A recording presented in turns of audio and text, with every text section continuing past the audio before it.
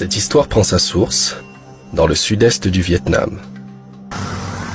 Dans cette région subsiste la communauté Cham.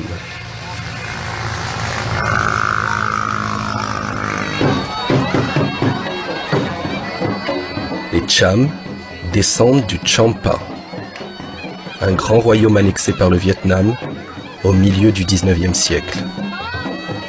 Aujourd'hui, les Cham sont l'une des 53 ethnies minoritaires du Vietnam.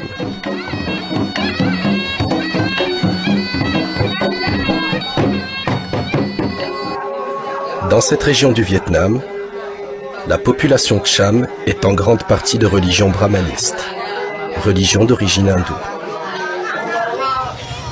Mais un tiers des villages Cham se disent musulmans. Ces quelques 30 000 musulmans pratiquent un islam insolite, débarrassé de ses contraintes rituelles. Ils se revendiquent néanmoins pleinement musulmans. Dans cet islam, ce sont les femmes en majorité qui vont à la mosquée. Elles ne portent pas le voile. Durant les nuits de Ramadan, le rite est accompli par les femmes.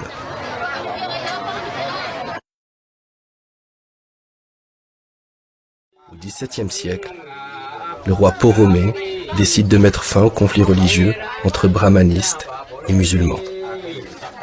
Pour les réconcilier, la tradition rapporte que Poromé les a contraints à accepter leurs divinités respectives. Il crée ainsi un nouveau Champa, reposant sur la complémentarité des deux religions.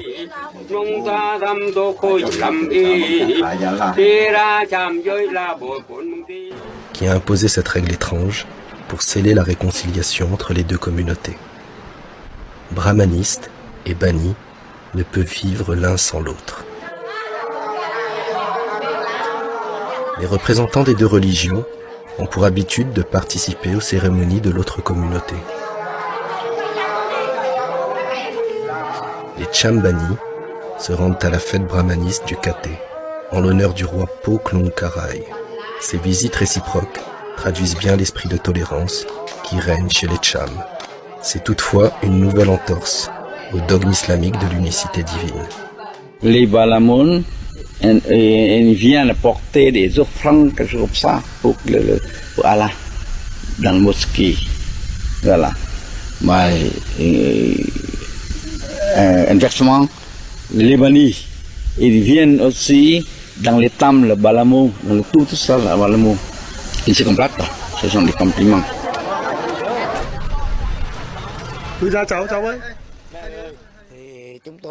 Nous sommes Cham et nous plaçons notre identité Cham au-dessus de tout. Qu'on le veuille ou non, nous sommes et nous restons Cham. Nous sommes des Cham qui suivent l'islam, et non l'islam dans lequel on y mettrait la culture Cham.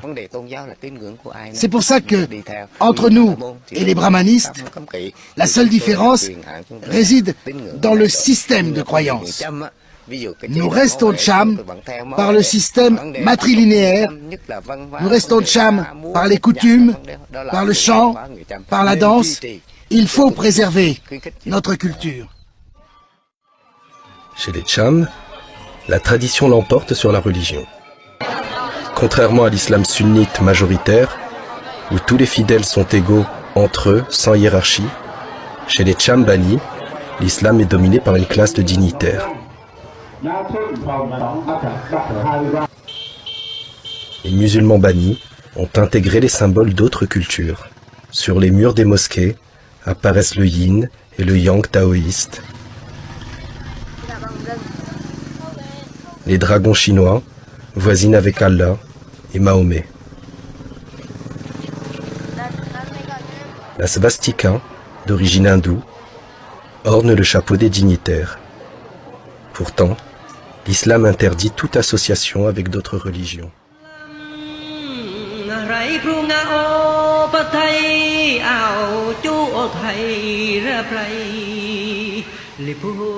L'assimilation de ces symboles est liée à l'histoire du Champa, carrefour, depuis toujours, entre les civilisations indiennes, chinoises, cambodgiennes et vietnamiennes.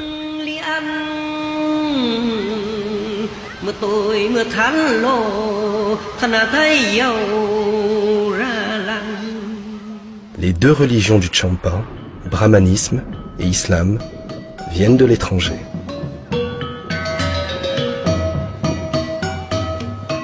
Alors que l'islam a commencé à se répandre au XVIe siècle, le brahmanisme, d'origine indienne, y est arrivé au VIIe siècle.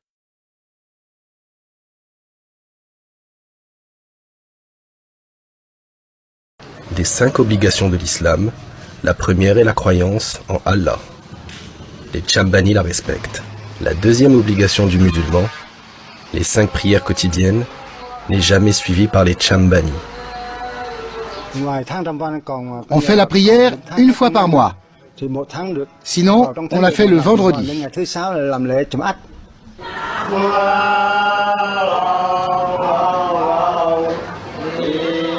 L'appel à la prière des Cham n'a rien de commun avec celui du muezzin classique.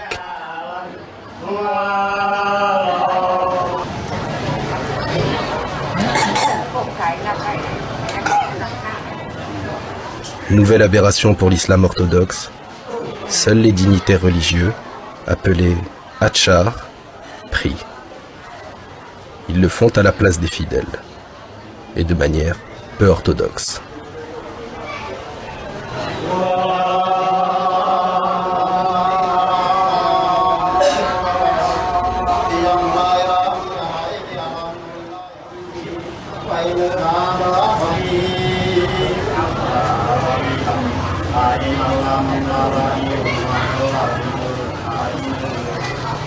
Le culte est très différent de la pratique musulmane. Les prosternations des femmes bannies, identiques au culte tibétain, n'ont rien d'islamique.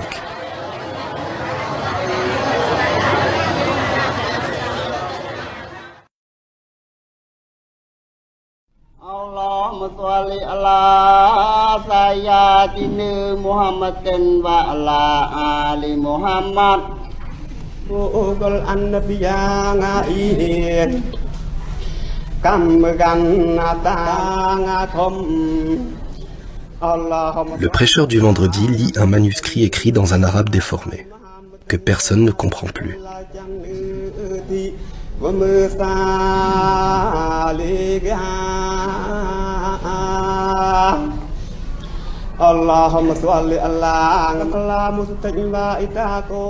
Ces rouleaux sacrés sont considérés par les Cham purs du Cambodge comme le dernier héritage du Champa.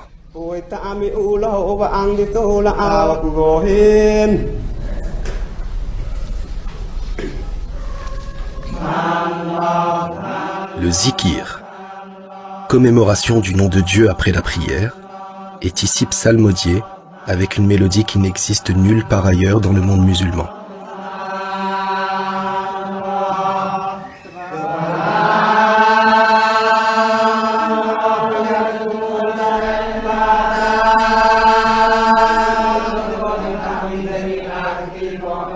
Pour les Cham purs, le zikir permet de s'élever spirituellement dans un but initiatique.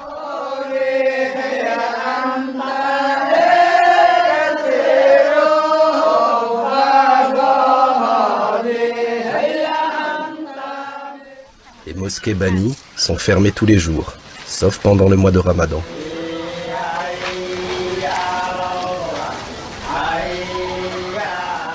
Elles sont également ouvertes 1 à 2 vendredis par mois, en fonction du calendrier lunaire.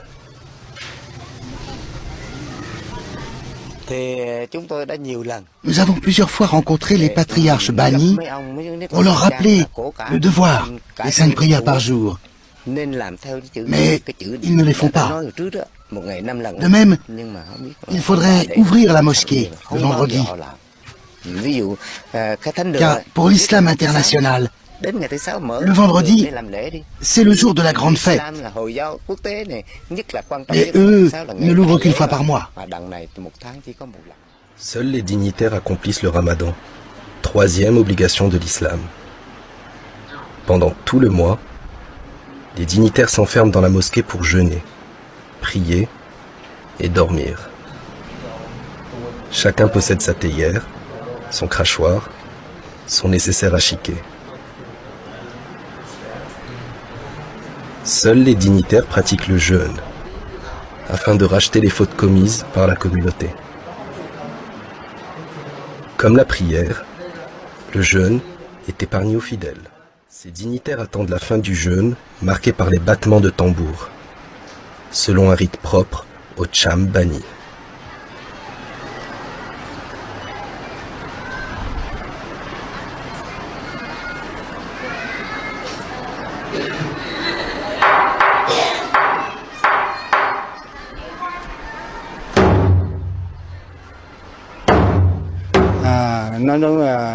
Pendant le ramadan, il faut se restreindre le jour et manger la nuit. On ne mange que lorsque le soleil n'est pas encore apparu ou qu'il s'est déjà couché. Cependant, les dignitaires s'autorisent une cigarette avant la fin du jeûne. Autre entorse au dogme, les dignitaires rompent le jeûne alors que le soleil n'est pas encore couché. Pour faire illusion, ils vont fermer les volets et manger dans le noir. Les témoins sont interdits. La quatrième obligation, la zakat, l'impôt aux pauvres, est respectée. Faute d'argent, personne n'accomplit le pèlerinage à la Mecque. Cinquième obligation de l'islam. Le jour de la fête des morts, les bannis vont au cimetière vénérer les ancêtres de leur lignée. Pourtant, les musulmans ne doivent se prosterner que devant Allah. L'islam interdit le culte des ancêtres. La circoncision telle qu'elle est pratiquée par les Cham surprendra certainement les musulmans orthodoxes. La circoncision, c'est une cérémonie durant laquelle on fait des incantations. On utilise un couteau ou un bambou effilé, mais on ne coupe pas. C'est juste symbolique. On fait semblant quoi. On fait comme ça, mais on fait semblant de couper quoi. Couper, mais pas couper comme chez les gens. On fait vraiment. Mais chez les bannis, on fait semblant de couper. Autre pratique mystique en marge de l'islam, les Cham purs vénèrent l'imam San, mort au XIXe siècle. Ils le considèrent comme le fondateur de leur communauté et l'ont élevé au rang de saint. Une fois par an, les Cham purs viennent se recueillir sur sa tombe. Les offrandes de billets sont censées apporter la baraka.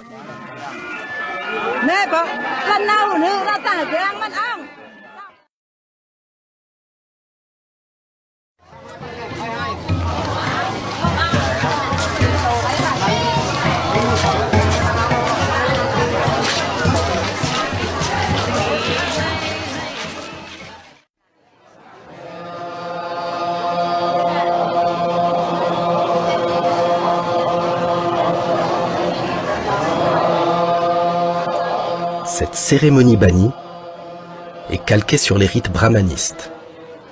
Elle est contraire à l'usage islamique, qui interdit les offrandes de nourriture à la mosquée.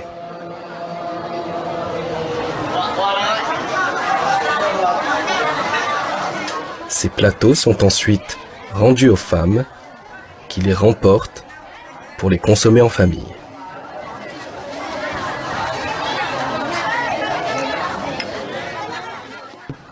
Nous sommes beaucoup plus avancés que l'islam actuel. Nous avons plus de droits, nous sommes plus libres, mais c'est le même islam.